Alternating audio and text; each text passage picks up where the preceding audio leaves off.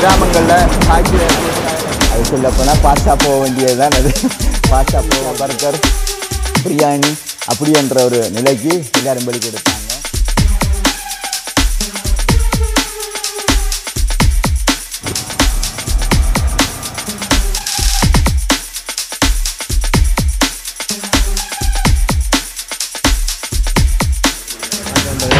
நீண்ட இடைவெளிக்கு பிறகு உங்களை சந்திப்பதிலே மகிழ்ச்சி அடைகின்றேன். பல்வேறு காரணங்களால் காணொலிகளை தொடர்ந்தும் பதிவேற்ற முடிவதிலே தாமதம் ஏற்பட்டதன் காரணமாக காணொலிகளை பதிவேற்ற முடியாமல் இருந்தது. இன்றைக்கு நான் எங்கே இருக்குன்னு பார்த்தீங்கன்னு சொன்னால் கனிஷ்கா கொம்போஸ் பிரைவேட் லிமிடெட் நிறுவனத்தினுடைய நுழைவாயிலாக நிற்கிறேன். ஏன் நான் இங்கே வந்திருக்கேன்னு சொன்னால் இதுக்கு முதல் ஒரு காணொலி வெளியிட்டிருந்தேன். இந்த காணொலியிலே இந்த பண்ணைக்குள்ள இருக்கிற பல்வேறு இணைந்த பயிற்சி முறைகள் தொடர்பாக பல்வேறு விடயங்களை கொண்டு வந்திருந்தேன். இதனை பார்வையிட்ட தமிழ்நாடு மற்றும் மலேசியா போன்ற மண்ணில் இருக்கின்ற எங்களது நண்பர்கள் உறவுகள் அந்த பண்ணையினுடைய தற்போதைய நிலைமை தொடர்பாக ஒரு காணொலியை பதிவிடுமாறு கேட்டுக்கொண்டதன் நினைவாக இன்றைய தினம் இந்த காணொலியை நான்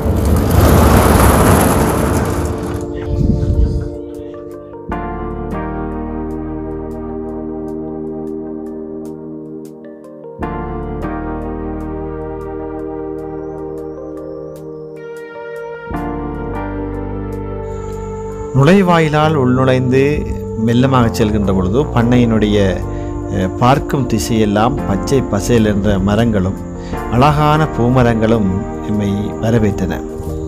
அங்கே முற்றி விளைந்த வாழை மரங்கள், அழகாக அறுவடைக்கு தயாராக இருந்த சோளங்குலைகள் என்று பலதரப்பட்ட பயிர்களையும் பார்த்த வண்ணம் கனிஷ்கா நிறுவனத்தினுடைய உள் வளாகத்தை பார்ப்பதற்காக மெல்லமாக உள் வளாகத்திற்குள்ளே மோட்டார் சைக்கிள் மூலமாக பயணம் செய்தேன். பார்க்கும் திசையெல்லாம் பச்சை பசல் என்கின்ற அந்த அற்புதமான அழகான காட்சியை என்னால் காணக்கூடியதாக இருக்கிறது. உண்மையில் கூட்டு பசலை நிறுவனமாக உயர்ந்திருக்கின்ற கனிஷ்கா கொம்போஸ் பிரைவேட் லிமிடெட் நிறுவனம் தனது பசலையினுடைய தரத்தை எல்லோருக்கும் காண்பிப்பதற்காக செயல் வடிவிலே தற்பொழுது பயிற்சியையும் செய்து காட்டியிருக்கிறது.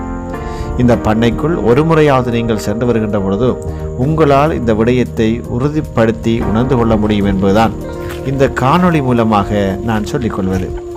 இந்த கனிஷ்கா கொம்போஸ் பிரைவேட் லிமிடெட் பண்ணையினுடைய ஒரு பகுதியிலே கோழி பண்ணை சுத்தமான நாட்டு இனங்கள் அங்கே வளர்க்கப்பட்டு கொண்டிருந்தன.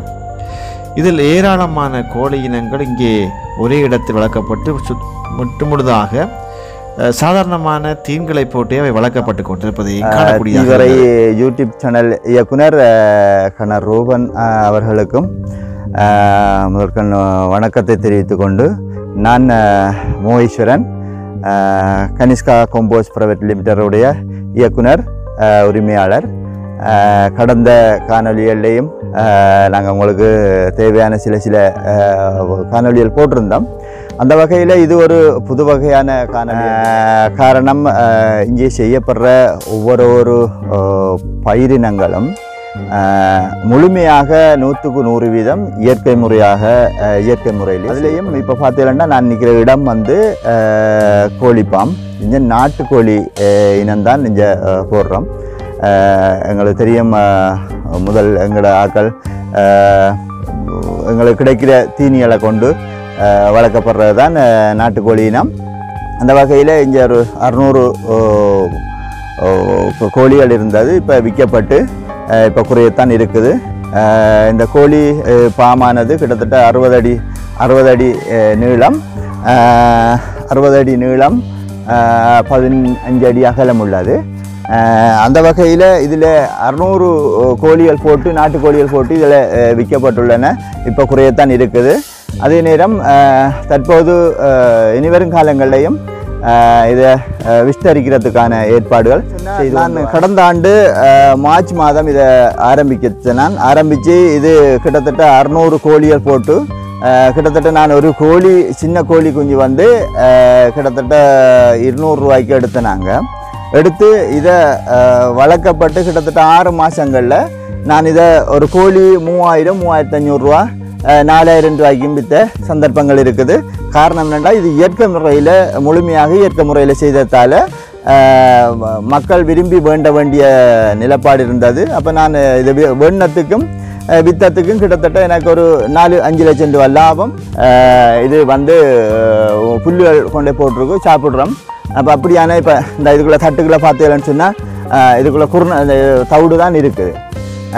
அந்த வகையில் எந்த ஒரு தொழிலாக இருந்தாலும் நேர்த்தியாகவும் நிதானமாகவும் எங்களுக்கு அந்த தொழிலில் லாபம் ஈட்டக்கூடிய மாதிரி நாங்கள் நினைச்சு இதை ஒன்றொன்றையும் செய்ய வழிகிட்டமாக இருந்தால் இதே லாபம் ஈட்டலாம். இப்போ என்னை பொறுத்த வரையில் இது எனக்கு ஒரு எந்த ஃபார்மில் இருக்கிறதுல ஒரு பகுதியிலேயே கிட்டத்தட்ட நானும் என் குடும்பமும் சாப்பிட்றதுக்கு இறைச்சிகள் எடுத்தாலும் கிட்டத்தட்ட 5 லட்சம் 6 லட்சம் ரூபாயோட இது லாபம் எடுக்க வேண்டியிருந்துச்சு குறிப்பிட்ட ஒரு 4-5 மாதத்துக்குள்ள. இப்போ அடுத்த கட்டம் இது இறைச்சி கோழின்றதும் போட்டுட்டு நாட்டுக்கோழியும் போட்டுட்டு அடுத்தது காடை வாத்துகள் அப்படியான இனங்களும் கலப்பினமாக போடுறதுக்கு அதுக்கு கூடுதலாக கெமிக்கலோட சேர்த்தது வேணும். அதில் லாபம் இருக்குது, இதுலேயும் லாபம் இருக்குது, இல்லாமல் இல்லை. இதில் ஒரு குறிப்பிட்ட அளவு ஒரு 4 மாதம் எடுக்கும், அது ஒரு 45 நாளைக்குள்ளே குறித்த லாபம் எடுக்கலாம். ஆனால் அதில் நாங்கள் இயற்கை முறையாக கூடுதலாக அதுக்கு பாவிக்க இயலாது. ஆனால் பாவிக்கிறதுக்கான இயற்கை முறையாக பாவிக்கிறதுக்குரிய ஏற்பாடுகளை தான் நான் இப்போ செய்து கொண்டு பார்வையிட்ட பின்னர் என்னை அவர் பண்ணையினுடைய இன்னொரு புறத்திற்கு அழைத்துச் சென்றார். அங்கு விதம் விதமாக பயிரிடப்பட்டிருக்கின்ற தென்னை மரங்களையும் அதனால் ஏற்படுகின்ற நன்மைகளையும் அவர் பின்வருமாறு விவரித்தார். பார்த்தீங்கன்னு சொன்னால் இந்த தோட்டத்தில் இருக்கிற இப்போ 1% இல்லை, குறைந்த அளவான ஒரு ஏரியாக்குள்ளே தான் இந்த தென்னைக்குள்ளே நிற்க வேண்டியிருக்குது. கிட்டத்தட்ட நான் நினைக்கிறேன் 4 வருஷம் இந்த தென்னைகள் வச்சு இது பாலையிலும் போட்டுட்டு குறித்த காலத்துக்குள்ளே இது எனக்கு பயன் தரக்கூடிய மாதிரி ஒரு இருக்குது. இங்கே பார்த்தீங்கன்னு சொன்னால் இது இப்போ 4 வருஷத்தில் இது பாலை போட்டுது. 4 வருஷம் இது சரியா 4 வருஷம். இன்னும் கிட்டத்தட்ட ஒரு 6 மாதத்துக்குள்ளே நான் இதில் பயனடையக்கூடிய மாதிரி இருக்கும். காரணம் என்னென்னா தென்னையை நான் வச்சதுக்கான காரணம் எதிர்வரும் காலங்களில் தேங்காய்க்கு 500 ரூபா போகுமோ தெரியாது. காரணம் என்னென்னு சொன்னால் எங்கடாக்கள் சின்னதிலே இளநியாக வேண்டி கொடுத்து வியாபாரிகிட்ட குறித்த பணத்தை எடுக்கிறதால தேங்காயின் வீதம் குறைஞ்சி போகுது. அப்போ அதனால் நான் கிட்டத்தட்ட இந்த ஃபார்மில் கூடிய பாவம் 2500 எண்ணிக்கையான தென்னைகள் வைக்கப்பட்டிருக்குது. அது குறித்த ஓரிரு வருடங்களில் அந்த 2500 தென்னையும் காய்க்கிறதுக்கான வாய்ப்பு இருக்குது. அப்போ இதில் எனக்கு பெரிய அளவில் லாபம் ஈட்டக்கூடியது தென்னை. அந்த ஹைப்ரிட்ன்றது அந்த 3 வருஷத்தில் காய்க்கிறது இதுக்கு ஒரு 50 இருக்குது. ஏனையவைகள் எல்லாமே இது எங்களுக்கு நீண்ட காலம் காய்க்கக்கூடியது நாட்டுப்புள்ளிகள். அதாவது 5 வருஷத்தில் காய்க்க தோஞ்சா இருந்தால் அது கிட்டத்தட்ட ஒரு 70 வருஷம்னு சொல்கிறாங்க. உச்சகட்டத்தை 70 வருஷம் வரைக்கும் எங்களுக்கு வருமானம் தரும். ஆனால் 100 வருஷம் வரைக்கும் காய்க்கக்கூடிய மாதிரியான ஒரு தென்னைகள் தான். நான் தென்னையை கொஞ்சம் கூடுதலாக விஸ்தரிக்கிறது. நாட்டிலேயும் இப்போ பார்த்தீங்கன்னு சொன்னால் தேங்காயின் விலைவாசி தான் கூட இருக்குது. அதை கருத்தில் கொண்டு இந்த நாட்டு மக்களுக்கும் எங்கட நிலத்தில் எங்கட கிராமங்களில் காய்க்கிற தேங்காயில கொண்டு நானும் ஏதாவது ஒரு பக்கத்தில் அல்லது ஏதாவது ஒரு எங்கட குறிப்பிட்ட சமூகத்துக்கு நான் தேங்காயில கொடுக்குறது மாத்திரமில்லை, எந்த வருமானத்தையும் ஈட்டி இதனூடாக நிறைய தொழிலாளர்களை கவர்றதுக்கு அல்ல தொழிலாளர்களின் வாழ்வாதாரத்தை நீடிப்பதற்கு நான் இந்த ஏற்பாடுகளுக்காக இளநியாக இருக்கும். முதல் தெம்பிலி இருக்கும். இப்போ பார்த்தீங்கன்னு சொன்னால் எங்களோட பச்சை இளநியல் கூடுதலாக இருந்து கொண்டிருக்குது. அதுவும் ஒரு காரணம் என்னன்னு சொன்னால் நாங்கள் உண்மையாக அந்த தென்னை மரத்தில் எங்களை பழையாக்கள் தேங்காயை ஒரு காலத்திலேயும் கத்தியால் வெட்டி ஆய மாட்டாங்க. இப்போ எல்லாமே இளநீ பருவத்தில் கத்தியை கொண்டு வெட்டுறதால மரங்களுக்கும் ஒரு எல்லாத்துக்கும் ஒரு உயிர்ப்பு சக்தி ஒரு உயிர் ஒன்று இருக்குத்தானே. அப்போ அந்த வகையில் நாங்கள் பாவிக்காத உண்டை பாவித்து நாங்கள் தென்னை மரத்துகள்லேருந்து தேங்காயிலையும் இளநீலையும் பறிக்க வேண்டிய ஒரு நிர்பந்தத்தால் மரங்களும் எங்களுக்கு காய்க்காம விடுது. அப்படியான நிலைப்பாடுகள் என்னட்ட வராது. இளநீகள் அது இது கொடுக்க மாட்டேன். முழுமையாக தேங்காய் காய்க்கப்பட்டு தேங்காய் பறிச்செடுப்பது என்ற முழுமையான நோக்கமாக இருக்கப்பட்ட நானாக செய்யப்பட்ட பசலையை கொண்டு தான் நான் இட்டு வரேன். நான் எப்படி விடுவேன்னு சொன்னால் இந்த பசலையை பொறுத்தவரையில் ஒவ்வொரு 3 மாதத்துக்கு ஒருக்காகவும் இந்த தென்னைகளுக்கு நான் பயலையை போடுவேன். இதில் இருக்கிறத பார்த்தீங்கன்னா கூடுதலாக இயற்கை பசலையை கொண்டு தான் நான் இந்த ஒவ்வொரு தென்னைக்கும். அடுத்து கூட்டு பசலையை தயாரிக்கின்ற அந்த இடத்தை நோக்கி என்னை அழைத்து சென்றார். அங்கே அந்த காலம் முதல் கூட்டு பசலைக்காக பயன்படுத்தப்பட்ட இயந்திரங்களையும் என்னால் காணக்கூடியதாக இருந்தது. சேதன பசலை உற்பத்தியானது கடந்த 2012ஆம் ஆண்டு தொடங்கப்பட்டது. இன்றைக்கும் கிட்டத்தட்ட 12 வருஷங்கள் 13 வருஷங்கள் ஆகிறது. இதில் உண்மையாக ஏற்கனவே 15 பேர் வேலை செய்தாங்க. குறிப்பிட்ட ஒரு காலங்களுக்கு முதல் ஓரிரு மாதங்களுக்கு முதல் 100, 150, 200, 300 பேரும் வேலை செய்தவங்க. இப்போ குறைக்கப்பட்டு இப்போ சாதாரணமான ஏற்கனவே நாங்கள் 2012, 2015 காலப்பகுதிகளில் எப்படி செய்து எப்படி எந்த அளவு போச்சோ அந்த அளவுக்கு இப்போ கொஞ்சம் எங்களோட மக்களில் பாவனை. இது ஆரம்பத்தில் இது நானாக தயாரிக்கப்பட்ட மெஷின் தான். நாங்கள் தான் தயாரித்தது. இந்த மெஷின்கள்லாம் பார்த்தீங்கன்னு சொன்னால் இதுக்காண்டி இந்த சேதன பசலை செய்வதற்கு எந்த விதமான சேதன பசலை செய்வதற்கு எந்த விதமான மெஷினரிகளும் இங்கே இல்லை. இதுகளெல்லாம் பார்த்தீங்கன்னு சொன்னால் நானாக செய்யப்பட்டது தான் மெஷின். இந்த மெஷின்கள் ஒரு வெல்டர், அதாவது ஒரு ஒரு டெக்னிக்கல் ஆஃபீஸரை கொண்டு அவங்கள வர வச்சு இப்படித்தான் படைக்க வேணும், இப்படித்தான் செய்ய வேணும்னு சொல்லி எங்களோட சிந்தனையில் வந்தது தான் இந்த மெஷின்கள் எல்லாம். இதே மாதிரி என்னட்ட 4 மெஷின் இருக்குது. ஏனைய மெஷின்கள் கலட்டப்பட்டு இருக்கிறது. அடுத்தது அங்காள சைட்டில் இருக்குது. இதுதான் நாங்கள் இது அந்நேரம் செய்கிறதுக்கு ஒரு 50,000 ரூபா தான் முடிஞ்சது. 50,000 ரூபா தான் முடிஞ்சது. இது எங்களோட ஐடியாவில் செய்யப்பட்டது. நீண்ட கால உழைப்பு தந்து நீண்ட காலம் வரைக்கும் எனக்கு வேண்டி வந்த இப்படியான மெஷின் 4 இருக்குது. இந்த 4 மெஷினும் இறந்தாலும் சரிதான் நாங்கள் எங்களோட வீட்டிலே இதை ஒரு ஒரு ஒரு காட்சி பொருளாக வைக்க வேண்டிய ஒரு நிலைப்பாடு இருக்குது. என்னட்ட இதே மாதிரி 4 மெஷின் இருக்குது.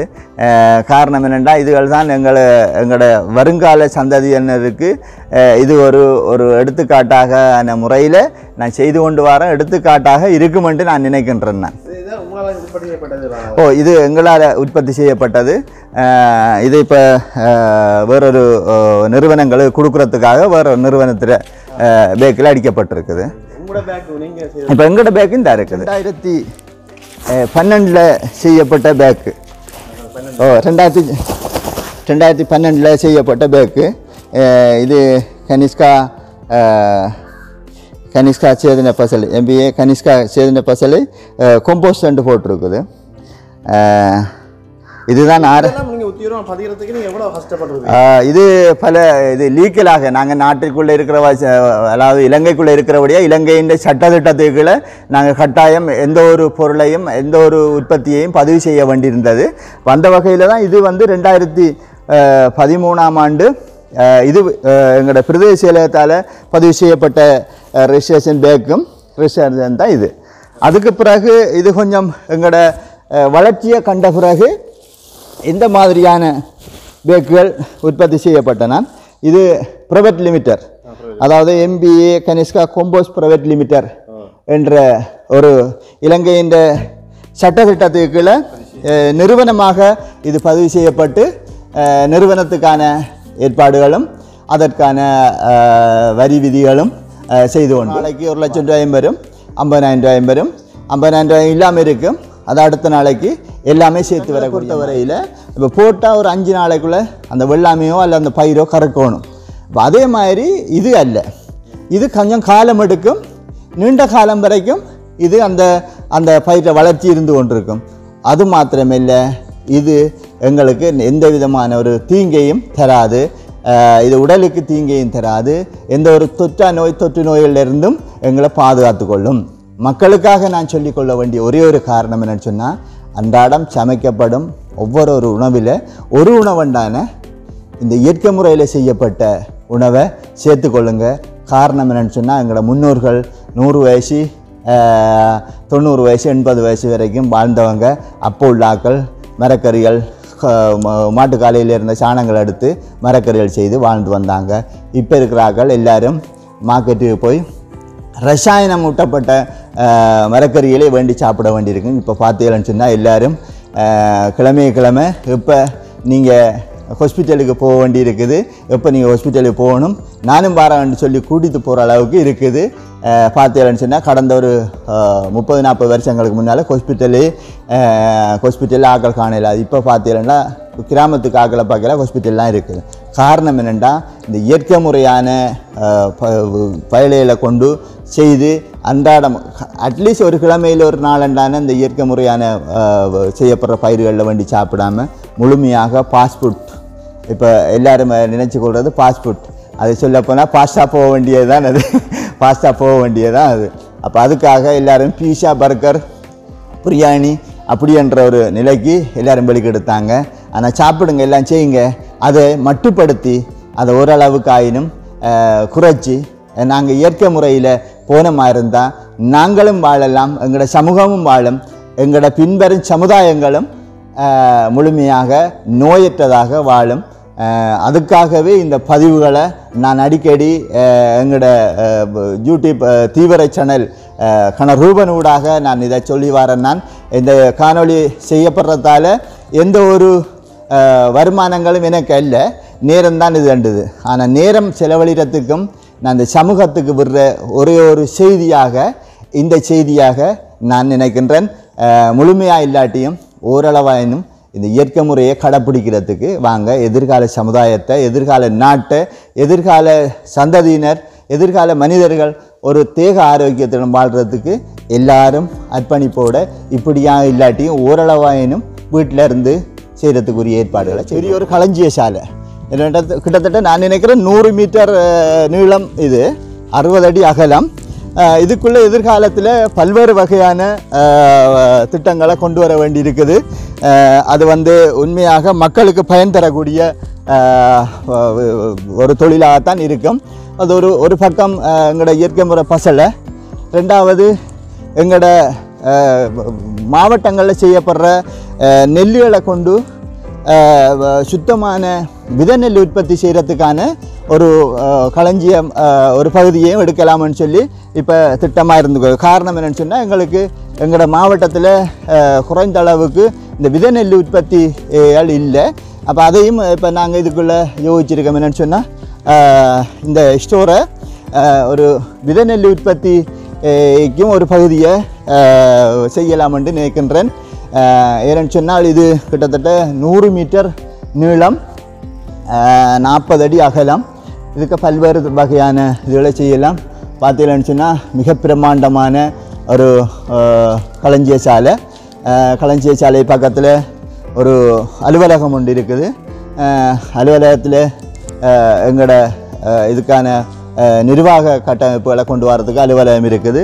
அதுக்கு அங்கால ஏற்கனவே காட்டினது ஸ்டார்ட்டில் நாங்கள் செய்யப்பட்ட ஒரு 60x40 அது ஒரு ஸ்டோர். இது 100 மீட்டர் நீளம், 60 அடி அகலம், இப்படியான ஒரு ஸ்டோர் இருக்குது. இதுக்குள்ளே எங்களோட சேதன பசலைன்ற பேக்கிங் ஒரு பக்கம், பொதி செய்யப்படுறது ஒரு பக்கம், அடுத்தது இந்த பேப்பர் கப் என்று சொல்லப்படுற எங்களுக்கு இந்த பொலித்தீன் பாவனையை மட்டுப்படுத்தி இந்த பேப்பர் கப் அடிக்கிற, அந்த பேப்பர் சாப்பாட்டு பிளேட்டுகள் அடிக்கிற அப்படியான ஒரு செயற்பாடும், அடுத்தது விதநெல்லுக்கான உற்பத்திக்கான ஒரு பகுதியை ஒதுக்குறதுக்கான செயற்பாடுகளில் நான் இந்த 100x60 நீளமுள்ள அந்த களஞ்சிய சாலையை அமைக்க வேண்டி இருக்குது. எதிர்காலத்தில் அதையும் முழுமையாக செயற்படுத்துறதுக்கு நான் வழிகட்டு கொண்டிருக்கேன். நான் வெறுமனே இயற்கை முறை பசலை அல்லது இயற்கை முறை பாமை பற்றி கதைக்கிற மாத்திரமில்லை, இந்த பாமை ஒரு வாரவர்கள் ஒரு ரசிக்க வேண்டிய ஒரு நிலைப்பாடு இருக்குது. அந்த வகையில் மக்களுக்கான அல்லது வாரவர்களுக்கு ரசனையை கொடுக்கக்கூடிய ஒரு புது வகையான பூமரங்கள் செய்யப்பட்டிருக்கேன். இது பார்த்தீங்கன்னு சொன்னால் எனக்கு இது தெரியாது. இது ஒரு புது வகையான ஒரு பூவினம். இது கொஞ்சம் பெரிய அளவில் வளரக்கூடியது. அப்போ அந்த வகையில் இது காட்டு மல்லின்னு சொல்லுவாங்க இந்த பூவினங்கள். இந்த பூவெல்லாம் பார்த்தீங்கன்னு சொன்னால் இது ஒரு அழகு தரக்கூடியது. இதை நான் ஒவ்வொரு இடத்தை போகக்குள்ளேயும் ஒவ்வொரு இடத்தை பார்த்து நான் இதை செய்ய வேண்டியிருந்தேன். இந்த மேலுக்கு பெசம்புரோட்டும் இருக்குது, பூமரம் இருக்குது. பெசம்புரோட் காய்ச்சிச்சேன்னா பெசம்புரோட்டால் எங்களுக்கு ஏதோ ஒரு எங்களுக்கு கிடைக்கும். ரெண்டாவது இது எங்களோட அலுவலகம். மேலுக்கு எங்களுக்கு ஒரு ஓய்வு ஒரு அறை ஒன்று இருக்குது. கீழுக்கு 2 ரூம் ஹோல், கிச்சனும் அதுக்குள்ளே இருக்குது. அதுக்குள்ளே எல்லாமே வாரவர்களுக்கு ஒரு சமைச்சு சாப்பிடக்கூடிய ஒரு ஏற்பாடுகளும் இங்கே இருக்குது. எந்த நேரத்தில் வந்தாலும் உபசரித்து அனுப்புறதுக்கான சாப்பாட்டிலேருந்து ஏனைய எல்லா வசதிகளும் இங்கே இருந்து கொண்டிருக்குது. பூமரங்கள் இருக்குது நிறைய பார்த்தீங்கன்னு நிறைய போச்சுட்டு நானும் கதைச்சு கொண்டு வரேன். அதில் பயன்பாடு எந்த அளவுக்கு இருக்குன்றது உண்மையாக ஒரு தரம் கண்டாலும் அதை மனசுக்கு எடுக்கிறது இல்லை. இப்போ பார்த்தீங்கன்னு சொன்னால் இந்த இருக்க வாழை மரம் ஆகக்கூடியது ஒரு 2 மாதம் தான் வச்சு. இப்போ நான் நவம்பர் 25ஆம் தேதி வச்ச வாழை மரம் தான் இந்த வாழை மரம். இப்போ பார்த்தீங்கன்னு சொன்னால் இந்த இயற்கை பசலையின் தன்மை தான் இது, இயற்கை பசலையின் தன்மை தான் இது. அப்போ இதை மக்கள் பெருசாக கண்டுகொள்கிற இல்லை. இப்போ பாருங்கள் இதுன்ற வளர்ச்சியால் பாருங்கள் இதில் முழுமையாக 100% கடவுள் நம்பிக்கையோட கடவுள் ஆசையோட இயற்கையாக கிடைக்கக்கூடிய இயற்கை முறை பசலையை கொண்டு செய்யப்பட்டது. ஒவ்வொரு பயிரினங்களும் இதுக்குள்ளே இருக்கிற சோழனை பாருங்கள், அடுத்தது வாழை மரத்தை பாருங்கள். இந்த வாழைக்குலைகளெல்லாம் பார்த்தீங்கன்னு சொன்னால் இதுகளெல்லாம் இப்படியான வீரியமாக இப்படியான ஒரு இதோட நீங்கள் எங்கேயும் கண்டிருக்க மாட்டீர்கள். இப்படி பாருங்கள் இதெல்லாம் இந்த வாழை மரத்தை எல்லாம் நீங்கள் பார்த்தீங்கன்னா இந்த இயற்கை பசலையின் தன்மை விளங்கும் உங்களுக்கு. இது முழுமையான இது சொல்கிறது பண்டி வாழைன்னு சொல்லுவாங்க. ஒரு ஹைப்ரிட் இனம் தான் இது, ஹைப்ரிட் இனம் தான் இது. இது கூடுதலாக இது வெயில் காலத்தில் தான் கூடுதலாக சாப்பிடுவாங்க. குளிர்காலத்தில் இது குளிர்தன்மை கூடுதலாக இருக்கிறபடியாக வெயில் காலத்தில் சாப்பிடக்கூடியதும் இது பச்சையாகவே இருக்கும். இது எந்த வயசுக்கு இப்படியான சோழ இனங்களை நான் காணலை. காரணம் என்னன்னு சொன்னால் ஹைப்ரிட்டாக இருந்தாலும் இந்த இனம் இப்படி வளரக்கூடியது இந்த இயற்கை பசலையில் தான் நான் இப்படி கண்டிருக்கேன். பல்வேறு வகையான பல்வேறு வகையான இடங்களுக்கு நான் போய் இதை பார்த்தாலும் ஆனால் இப்படியான ஒரு வளர்ச்சி இப்போ கிட்டத்தட்ட இது நான் நினைக்கிறேன் ஒரு 12 அடிக்கு மேலே இது வளர்ச்சி கதைச்சு கொண்டு இருக்காமல் மக்களுக்கு இது பாவிக்க வேண்டிய ஒரே ஒரு வசனம் இதுதான். நான் இதில் உற்பத்தி செய்யப்படுற ஒவ்வொரு பொருளையும் காட்டி கொண்டிருக்கிறேன்.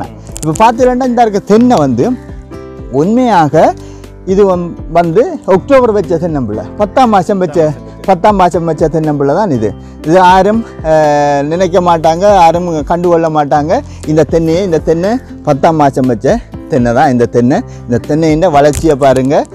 இதுக்கான சகல விதமான தங்களுக்கு தேவையானது அவ்வளவும் கிடைக்குது. ஒரு மனிதனுக்கு இவ்வளவு எப்படியெல்லாம் கிடைக்கணுமோ கிடைச்சி அவன் வளர்ச்சி வரணுமோ அதே மாதிரி இந்த மரங்களுக்கும் நான் கொடுத்து கொண்டிருக்கிறேன். முழுமையான ஒரு மரத்தில் 3 சோளங்குள்ளே இருக்குது. இப்படி வருமாண்டு இப்போ எங்களோட அம்மா அப்பா எங்களோட மூதாதையர்கள் கூடுதலாக சோழன் சேனைக்கு எங்களை கூட்டிக் கொண்டு இருப்பாங்க. நாங்களும் சோழஞ்சேனையில் இருந்திருப்போம். நாங்களும் சோழஞ்சேனையில் இருந்து சோழன் உடைச்சி சாப்பிட்டு வந்தாக்கள் தான். நாங்கள் ஒன்றும் எங்களோட நகரப்புறத்தில் இருக்கல, நாங்கள் கிராமப்புறத்தில் இருந்து இப்படியான சோழன் இப்படியான பயிரினங்களை செய்து வந்த நான். ஆனாலும் எங்களுக்கு எனக்கே பெரிய ஒரு அதிசயமாக இருக்குது. இது உண்மையாக இது இப்படியான ஒரு சேதன பசலையில் இப்படி வருமானது எனக்கு செய்த பிறகு தான் எனக்கு சேதன பசலையோட நின்ற நான். அதுக்கு பிறகு நான் இந்த சேதன பசலையை கொண்டு இந்த பயிரினங்களை உற்பத்தி செய்யப்பட்ட பிறகுதான் எனக்கு இதன் பயன்பாடு முழுமையாக வழங்கப்பட்டது. அதுக்கு பிறகு நான் இப்போ இந்த பயிரினங்கள் என்ற தோட்டத்தில் இருக்க ஒவ்வொரு எல்லாமே இருந்து கொண்டிருக்குது. அடுத்த கட்டம் பார்த்தீங்கன்னா வெள்ளாமைக்கு நாங்கள் காட்டலாம். அதுவும் ஒரு பரிச்சாத்த முறையில் சோழன் அங்கே பார்த்துருப்பில் வாழை இருக்குது. இன்னும் அடுத்த கட்டம் எங்களோட மாமரத்துக்கு உற்பத்தி செஞ்ச சோழனில் எவ்வளோ லாபம் அடைஞ்சி எனக்கு என்னன்னு சொன்னால் இது ஒரு பொழுதுபோக்குன்னு தான் சொல்லலாம். இது ஒரு பொழுதுபோக்கு தான் நான் செய்து கொண்டிருக்கேன். இதுக்கு எனக்கு நேரம் செலவழிக்கல. எங்களோட வேலைக்காராக்களை நான் இதுக்காக இது கண்டல. இவங்க ஒரு குறிப்பிட்ட ஒரு சின்ன டைம் எடுத்து இதை செய்தவங்க. இதுக்கு எனக்கு தெரியாமலே இதில் வருமானம் ஈட்டக்கூடிய மாதிரி இருந்துச்சு. கிட்டத்தட்ட நான் நினைக்கிறேன் இதுக்கு முதல் 3 கட்டமாக நான் உடைச்சிட்டேன் இந்த வருஷத்தில். ஒவ்வொரு கட்டமும் 50,000 60,000 1 லட்சம் உண்டு சோழனை நான் உடைச்சு கொண்டிருக்கிறேன். நான் கட்டம் கட்டமாக போகிறேன். இப்போ நீங்கள் பார்த்தீங்கன்னா இதுக்கு முதல் அந்த வீடியோ எடுத்த பார்த்தீங்கன்னா இதுக்கு முதல் ஒரு 10 நாளைக்கு முதல் உடைச்சத்தில் மீதி சோளம் தான் அதில் உடைக்கப்பட்டது. அதில் உடைக்கப்படும். இன்னொரு 10 நாளையால் இந்த சோளம் உடைக்கப்படும். இந்த சோளம் இன்னொரு 10 நாளையால் உடைக்கப்படும்.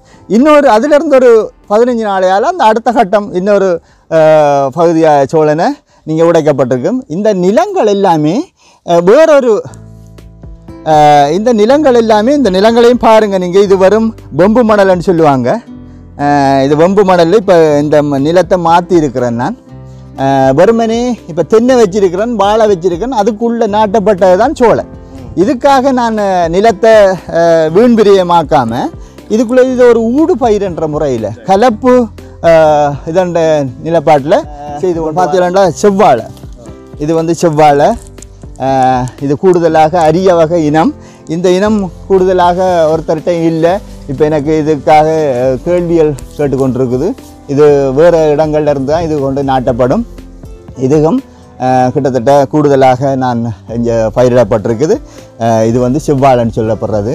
இது இப்போ கிட்டத்தட்ட ஒரு 1.5 மாதம் இதுக்குள்ளே போட்டு இதுவும் ஒரு புது வகையான இனங்கள் தான் நாட்டி கொண்டு வா. அதிகமான இது மருத்துவ குணங்களை கொண்டது. மருத்துவ குணங்களை கொண்டது. விலையும் கூட இதுக்கு. இது சொல்கிறாங்க என்னன்னு சொன்னால் அந்த இயற்கை முறை பரிசாரியர்னு சொல்லப்படுற அவங்க சொல்கிறாங்கன்னா இது வந்து கொஞ்சம் கூடுதலாக கால்கடுப்பு இந்த குதிவாதங்களை கட்டுப்படுத்தக்கூடியது இந்த செவ்வாழை பழம்னு சொல்கிறாங்க. காலையில் தினமும் ஒரு வாழைப்பழம் சாப்பிட்டு வந்தால் எங்களுக்கு வரப்படுற இந்த குதிவாதங்கள் கால்கடுப்புகள் எல்லாம் குறையுமன்றதுக்கு இந்த எங்களோட அந்த ஆயுர்வேத வைத்தியர்கள் அடிக்கடி இந்த யூடியூப்புகளில் ஞாபகப்படுத்தி வராங்க. அந்த வகையை எண்ணித்தான் நான் இதை ஒரு 50 வகையான வாழைகள் இது இல்லை இதுக்குள்ள 50 வகையான இனங்களை பயிரிட்டு சொல்றீங்க. இந்த 50 வகையான இனங்களை இந்த பண்ணைகளை கூடுதலாக எது அதிகமான நல்ல விளைச்சல் தரக்கூடிய வாழை? நல்ல விளைச்சலை தரக்கூடியது எங்கடாக சொல்லுவாங்க. பரங்கியும் இருக்குது. பரங்கி கதலியும் கூடுதலாக எங்களுக்கு வருமானத்தை தரக்கூடிய மாதிரி இருக்குது. அது இப்போ நீங்கள் அங்கே பாலத்து பக்கம் பார்த்தீங்கன்னு சொன்னால் எங்களை முந்தன் வாழைன்னு சொல்லுவாங்க. அது இருக்குது. காட்டு வாழைன்னு சொல்லுவாங்க. இப்படி எங்களுக்கு தெரியாத இனங்களே பழைய இனங்கள் எங்களிடத்துல அந்த அரிய வகை இனங்களை நான் கொஞ்சம் தேடி பிடிச்சி கொஞ்சம் நாங்கள் வித்தியாசமான முறையில் செய்கிறதுக்கு தான் இப்போ அதுக்கான ஏற்பாடுகள் முழுமையாக இப்போ நான் நினைக்கிறேன். நான் நினச்சி கொண்டிருக்கிற இந்த பாம்பில் இந்த முடல் பாம் இந்த பாம்பில் இப்போ குறித்தளவு ஒரு 80 வகையான பயிரினங்கள் இருக்குது. இன்னும் 20 வகையான பயிரினங்கள் நாட்டுறதுக்கான ஏற்பாடுகளை செய்து கொண்டு வரேன். செய்து வந்து உண்மையாக இதில் நிறைய பேர் வராங்க, இதில் பயனடைகிறாங்க. இப்போ அரச திணைக்களங்களாக இருக்கட்டும், சமுர்த்தி, அடுத்த விவசாய திணைக்களங்களுக்கு ஊடாக வர பயனாளிகள். அடுத்தது எங்களுக்கு இப்போ கூடுதலாக அன்றாபுரத்தில் இருந்தெல்லாம் நிறுவனங்கள் ஊடாக எங்களோட பாம்பை வந்து பார்த்து போகிற அளவுக்கு இந்த பாம் ஒரு விஸ்தரிக்கப்பட்டிருக்குது.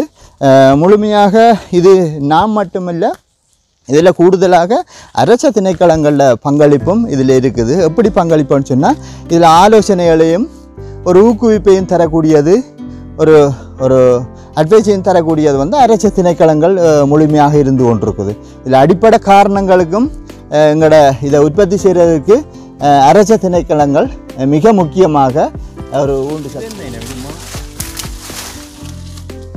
இது ஒரு புது வகையான இது இனம் உண்டு. இது வந்து இது மாமரம் டொம்ஜேஷன் சொல்லுவாங்க. இது அந்த எங்களோட சூப்பர் மார்க்கெட்டில் எல்லாம் புட்சிட்டியில் எல்லாம் பார்த்தீங்கன்னு சொன்னால் இது கூடுதலாக 1000 ரூபா 900 ரூபா கிலோ இது கொடுக்குறாங்க. சிலாக்கள் நம்மளாக்கள் சொல்லுவாங்க இது கிலோ மாங்காய்ன்னு சொல்லுவாங்க. இது டொம்ஜேஸ். இதுவும் ஒரு புது வகையான இனம்தான். இது கூடுதலாக இந்த பாம்பில் கிட்டத்தட்ட 250 மாமரம் நிற்குது. 250 நிற்குது. புலாட் நிற்குது. அதை விட இன்னும் மாமரங்கள் எத்தனை வகையான மாமரங்கள்? மாமரங்களை சொல்ல பொறுத்தவரையில் எங்களிடத்துல சொல்லுவாங்க பழைய இனங்கள், வெள்ளை கொழும்பான், கிளிச்சொண்டன், அப்படி வேறு வகையான புளி மாங்காய், அப்படி மாங்காய், ஒட்டு மாங்காண்டெல்லாம் சொல்லுவாங்க. ஆனால் இது ஒரு புதுவிதமான மாமரமாக இருந்து கொண்டிருக்கு. இந்த இப்போ பார்த்தீங்கன்னா இது தெரியுது.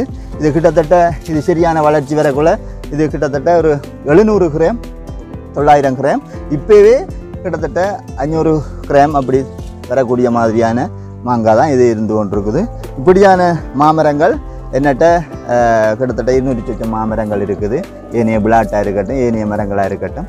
இது இருக்குது. இப்படியான இதுலேயும் எனக்கு பெரிய வருமானங்களை ஒரு 2-3 மாதத்துக்கு ஒருக்கா பெரிய வருமானங்களை என்னன்னு சொன்னால் இந்த பகுதி இப்போ நாங்கள் பார்க்க போகிற பகுதி வந்து மிக முக்கியமான பகுதி. நான் ஒரு விவசாயிர மகனாக இருந்தாலும் நான் ஒரு விவசாயத்தில் முழுமையாக என்னை ஈடுபடுத்தி கொண்டாலும் நான் இது ஒரு பரிச்சாத்த முறையில் செய்யப்பட்ட ஒரு வேளாமை தான் இது. இந்த இனம் எங்களிடத்துல 367 சொல்லப்படுறது. இந்த இனத்தை நாங்கள் கூடுதலாக வயல்களில் தான் நானும் இப்போ பெரிய அளவில் செய்திருக்கேன் விவசாயத்தை. ஆனால் இது ஒரு பரிச்சாத்த முறையில் செய்யப்பட்டது இந்த வெள்ளாமை. இது எனக்கு பெரிய ஒரு அதிசயமாக இருக்குது. இந்த வெள்ளாமையின் வளர்ச்சியாக இருக்கட்டும், இந்த வெள்ளாமையின் எல்லா முதிர்ச்சி எல்லாமே இது ஒரு வித்தியாசமாக இருக்குது. இது நான் நினைக்கிறேன் ஒரு அரை ஏக்கரில் செய்திருக்கேன். நான் அரை ஏக்கருக்கும் எனக்கு இதுக்கு பாவிக்கப்பட்ட நெல் வந்து 3 மரைக்கால் ஒரு பூசலன்னு சொல்லுவாங்க. ஆனால் நான் நினைக்கிறேன் இதில் அறுவடையை கிட்டத்தட்ட ஒரு 25 மூடையை எதிர்பார்க்குறேன். ஏனென்றால் அந்த கணக்கிட வேண்டி இருக்குது. அந்தளவுக்கு எந்த பயிரில் எந்த விவசாய எந்த நிலத்தில் கூட எந்த வயலுக்கு கூட இப்படியான வெள்ளாமைகள் இல்லை. இது வந்து ஒரு நெல். இதில் நான் நினைக்கிறேன் கிட்டத்தட்ட 50 வகையான குட்டிகள் இருக்குது. 50 வகையான குட்டிகள் இதில் அடிச்சிருக்குது. இது வந்து ஒரு வெள்ளாமை. இந்த வெள்ளாமையை பற்றி நான் ஏற்கனவே சொல்லியிருந்தேன். நான் முன்பகுதி தான் இது. அது வந்து பின்பகுதி. இது வந்து கிட்டத்தட்ட நான் நினைக்கிறேன் ஒரு 1.5 மணித்தியாலத்துக்குள்ளே பயிரிடப்பட்ட விதைக்கப்பட்ட நெல் தான் இது. அது வந்து இப்போ குடலையாக இருக்குது. அது வந்து மணித்தியாலத்துக்கு அல்லது நிமிஷத்துக்கு நிமிஷம் தான் கதிராயை கொண்டு போகுது. அப்போ நான் வித்தியாசம் ஒன்று விளங்குது. காரணம் என்னென்னா இது வந்து இப்போ நான் விதைக்கப்பட்ட முன்பகுதி. இதிலிருந்து தான் தொடங்கி போனேன். அப்படி படிப்படியாகவே செய்து கொண்டிருக்கு. இப்போ அங்கே வந்து நாங்கள் எங்கட பாசையில் இல்லைப்போனால் முட்டுக்குடலையாக இருக்குது. அங்கே கதிராகிறதுக்கு இன்னொரு முழுமையாக கதிராயை கொண்டிருக்குது. இப்போ இதுகளை பார்த்தீங்கன்னா முழுமையாக கதிராயை கொண்டிருக்குது. இதுதான் தான் கடவுள் தந்த பெரிய ஒரு சொத்துக்களும் கடவுள் தந்த ஒரு ஆதாரமும் எனக்கு இந்த விவசாயத்துக்கு அல்லது இந்த இயற்கை முறை உற்பத்திக்கு எனக்கு கிடைச்ச பெரிய ஒரு புது வகையான ஒரு இனம். இது ஒரு பழைய இனம். இது இந்த இதிலிருந்து இது வந்து கிட்டத்தட்ட ஒரு அடி கிட்ட வளர்ந்து இது ஒரு புது விதமான இனமாக இருக்குது இந்த இனம். ஆனால் நான் விதைக்கப்பட்ட இனம் வந்து இந்த இனம் தான். 367 தான் நான் விதைக்கப்பட்ட இனம். ஆனால் அதுக்குள்ளே இப்படியான ஒரு கலப்பினம் வந்திருக்குது. அப்போ இந்த இனத்தை நான் வேறையாக அறுவடை செய்து இதை கொண்டு இதை நான் உற்பத்தி செய்கிறதுக்கான ஏற்பாடு செய்து கொண்டு வரேன். காரணம் இதை வேறையாக எடுத்து தனியாக உற்பத்தி செய்கிறதுக்கு நான் பார்க்குறேன். நான் காரணம் என்னென்னா இது ஒரு இப்போ எங்களோட கதிர் வளர்ச்சியில் மிகவும் பெரிய ஒரு இனமாக இருந்து கொண்டிருக்கு. இது எங்களோட பழைய பொன்னின்னு சொல்லுவாங்க, மல்லின்னு சொல்லுவாங்க. அந்த இனம் மாதிரி இது ஒரு கருப்பு இனம். மல்லி வந்து சிவப்பாக இருக்குது, இது வந்து ஒரு கருப்பு இனமாக இருக்குது. அப்போ இந்த இனத்தை வேறையாக அறுவடை செய்து உற்பத்தி செய்கிறதுக்கும் நான் தயார்படுத்தினேன். அடுத்த காணொலியாக நீங்கள் இதை நான் வெட்டி அறுவடை செய்து இதை முழுமையாக அறுவடை செய்யக்குள்ள நான் அடுத்த காணொலியை உங்களுக்கு ஆதாரபூர்வமாக எங்களோட தீவிர யூடியூப் சேனல் கனரூபனூடா தாரத்துக்கு நான் எதிர்பார்த்து கொண்டிருக்கிறேன். இவ்வாறு கனிஷ்கா நிறுவனத்தினுடைய பல்வேறு விடயங்கள் தொடர்பாக ஆராய்ந்து கொண்ட பின் கனிஷ்கா நிறுவனத்தினுடைய தலைமை இயக்குனர் திரு ஆறுமுகம் மோகேஸ்வரனுடன் அவருடைய அலுவலக செயற்பாடுகளை கண்காணிப்பதற்காக சென்றிருந்தேன். அந்த அலுவலகம் மிகவும் சிறப்பான முறையில் சகல வசதியுடன் கூடிய வகையில் அமைக்கப்பட்டிருந்தது. இந்த பண்ணையை நாடி வருகின்றவர்களுக்கான விசேட தகவல்களை வழங்குகின்ற மையமாக இந்த இடம் பயன்படுத்தப்பட்டு வருவதாக கனிஷ்கா நிறுவனத்தினுடைய தலைமை இயக்குனர் திரு ஆறுமுகம் மோகேஸ்வரன் அவர்கள் குறிப்பிட்டார். இந்த இடத்துல வச்சு தான் எல்லாரையும் அவங்களுக்கான எல்லா வகையிலையும் எங்களுக்கு உண்மையில் எங்களோட பண்பாடு தானே, எங்களோட தமிழர்கள பண்பாடு வந்தவர்களை ஒரு குளிர்பானங்களை கொடுத்து ஏதோ எங்கிட்ட இருக்கிறதுகளை கொடுத்து வசதி வாய்ப்புக்கேற்ற அவங்கள ஆதரித்து அனுப்புறதுக்கான இடம் தான் ஒரு காணொலியும் மனச்சாட்சிக்கும் இறைவன் நீதிக்கும் இறைவன் மனநீதியோட நான் முழுமையாக 190% இயற்கை முறையில் செய்யப்பட்ட பயிர். இந்த வளர்ச்சி இப்படி இருக்கிறபடியாக நீங்கள் முழுமையாக இப்படியான இதில் இறங்காட்டியும் தாங்களுக்கு தேவையான ஒரு கிழமையில் ஒரு தரமண்டான தங்களோட வீட்டில் வச்சு செய்யக்கூடிய மரக்கறி பயிர்கள், தக்காளியாக இருக்கட்டும், கொச்சியாக இருக்கட்டும், மரவள்ளியாக இருக்கட்டும், பைத்த புடலை பாகைகளாக இருக்கட்டும், ஒரு ஒரு ஒரு ஒரு குறிப்பிட்ட அளவுக்குண்டான இதை வச்சு இதில் அறுவடை செய்து சாப்பிடக்கூடிய ஒரு ஏற்பாட்டை நீங்கள் செய்திகளாக இருந்தால் எனக்கும் அது பெரிய ஒரு சந்தோஷம். உங்களுக்கு இந்த காணொலியை பார்த்து கொண்டிருக்கிற அனைவருக்கும் இது ஒரு பெரிய ஒரு சந்தோஷமாக இருக்கும். காணொலி பார்த்து கொண்டிருக்கிற அல்லது காணொலியை பார்க்க போகிற அனைவருக்கும் எனது மனப்பூர்வமான நன்றியினையும் வாழ்த்துக்களையும் தெரிவித்துக் கொள்கிறேன். பார்க்குற மாத்திரமில்லை, செயற்படுங்க, முன்னேறுவோம். நன்றி. யூடியூப்பில் தீவிரை யூடியூப் சேனல் ஒருங்கிணைப்பாளர் உரிமையாளர் கண ரூபன் அவர்களுக்கு இவ்வளவு காலமும் இவ்வளவு நேரமும் என்னை இந்த உங்களோட நேரத்தை ஒதுக்கி இந்த பாமையும் பார்த்து மக்களுக்கான ஒரு நல்ல ஒரு செய்தியை சொல்லுவதற்கு எனக்கு வாய்ப்பு தந்த கண ரூபன் அவர்களுக்கு மீண்டும் ஒரு பெரிய ஒரு நன்றியும் வணக்கமும் முடித்துக்கொள்கிறேன். மீண்டும் ஒரு காணொலியில் பார்ப்பேன். சந்தோஷம்.